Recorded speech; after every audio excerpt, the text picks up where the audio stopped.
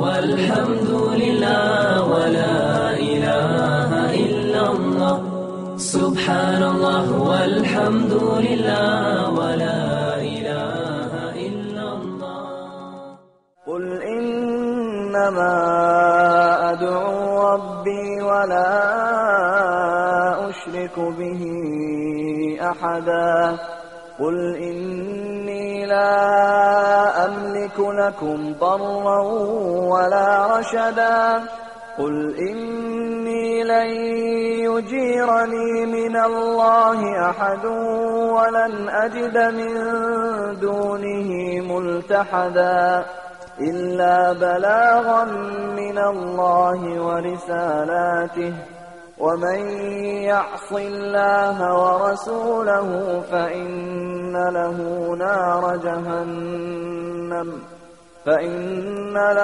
نار جهنم خالدين فيها أبدا.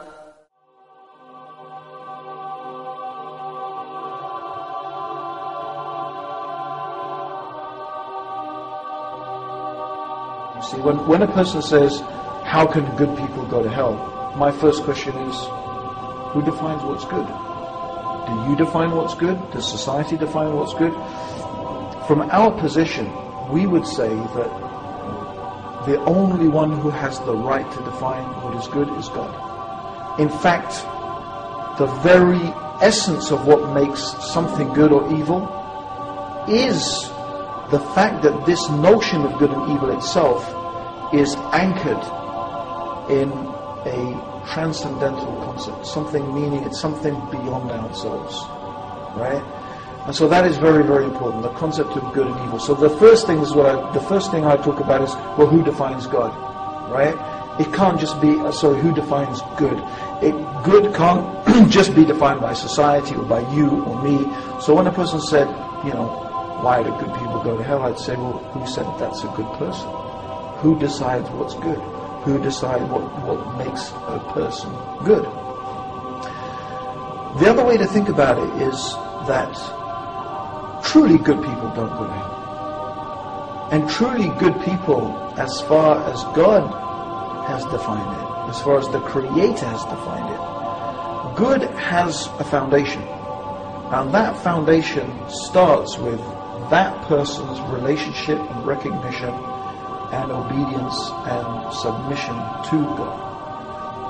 Sometimes people find this a hard concept to get their heads around. So what I try to do is explain this concept in a way that's a little bit familiar to us. And of course, in no way do I want to compare God to any created thing. Yes. I'm just trying to give the concept some framework through which we can understand.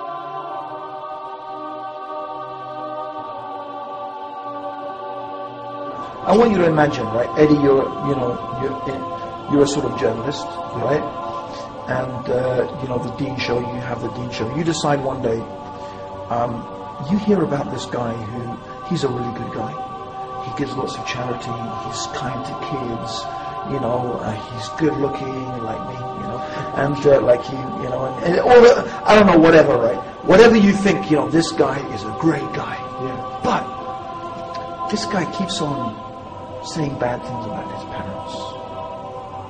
Don't talk about my parents. My parents, he just says bad things. So you being a journalist, you say, I want to find out, who are these parents? They must be awful people, right? So you track them down and you interview them, and you find out that they're the sweetest, nicest, kindest people. They gave everything to their son, everything to educate him. They lived in poverty so that he could, whatever you think, but they gave everything. They never did anything bad to him, right? Now what do you think of this guy?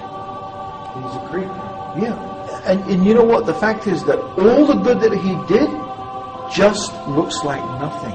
It's starting to go out the window. Yeah, because you say, I can't ever think of a person who would treat his parents like that as being good. It doesn't matter what he does for the whole of humanity. But if he can't treat his parents properly, how can we look at him as good? Because there are some things that are so bad, so good that you do. And that's how we should look at a person who denies God, who abuses God, who considers something in the creation to be equal with God, this is so insulting and so abusive and so denying the reality of God.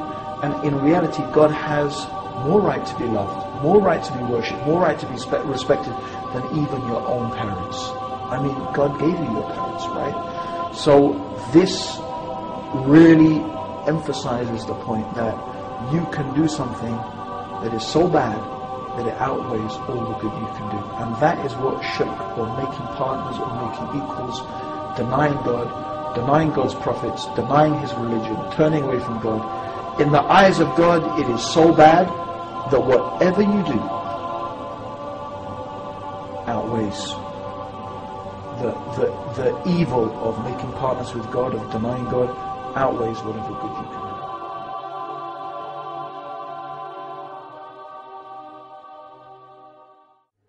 Now, let me, inshallah, begin by describing to you what Jahannam truly is. First of all, it is huge. As Rasulullah ﷺ described, it is so huge that it has 70,000 rings. On each ring is a rope, and on each rope is 70,000 angels, as a way of describing to us how huge Jahannam really is, and how great they are, the angels are to actually pull, and how great Jahannam really is for it to require so many angels to actually pull it.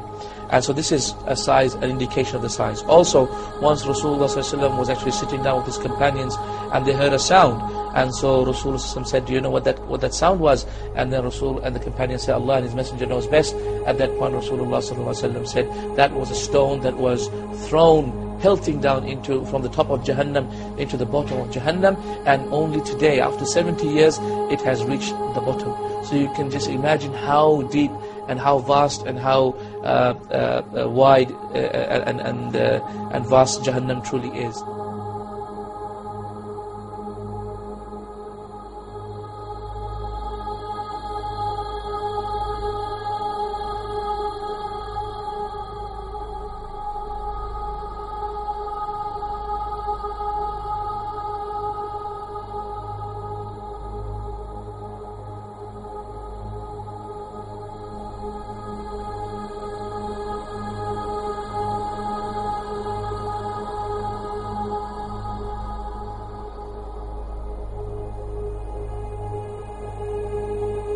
Also, we find that Rasulullah ﷺ had also described to us that the disbelievers in Jahannam will be made huge, meaning the bodies will be actually expanded.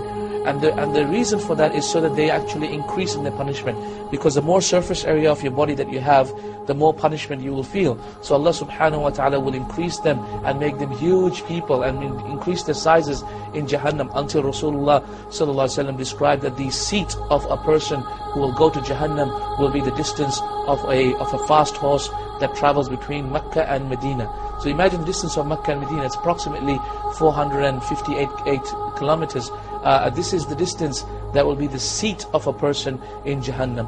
Also, Rasulullah described the size of the shoulders of a person who will go to Jahannam, from one shoulder to the other shoulder, and he said that the distance is the travel of a fast horse for 3 days travel. Also, we find that Rasulullah said in another authentic hadith, and these are primarily in Bukhari and Muslim, the hadith. And subhanAllah, if you just read Bukhari and Muslim regarding the description of Jahannam and the Quran, you will find a tremendous example and description of Jahannam in there. And we find that Rasulullah said that the molar tooth of a disbeliever in Jahannam will be the size of the mountain of Uhud. Will be the size of the mountain of Uhud. And brothers, the mountain of Uhud is not a small mountain. It's a great mountain. It's a great mountain. It's a great mountain. Then imagine 32 of them. Then imagine the head. Then imagine the body. When the Prophet ﷺ describes the thickness of the skin as also 3 days journey to taste the hellfire and the punishment of the hellfire and the punishment of the hellfire and the punishment of the hellfire and the punishment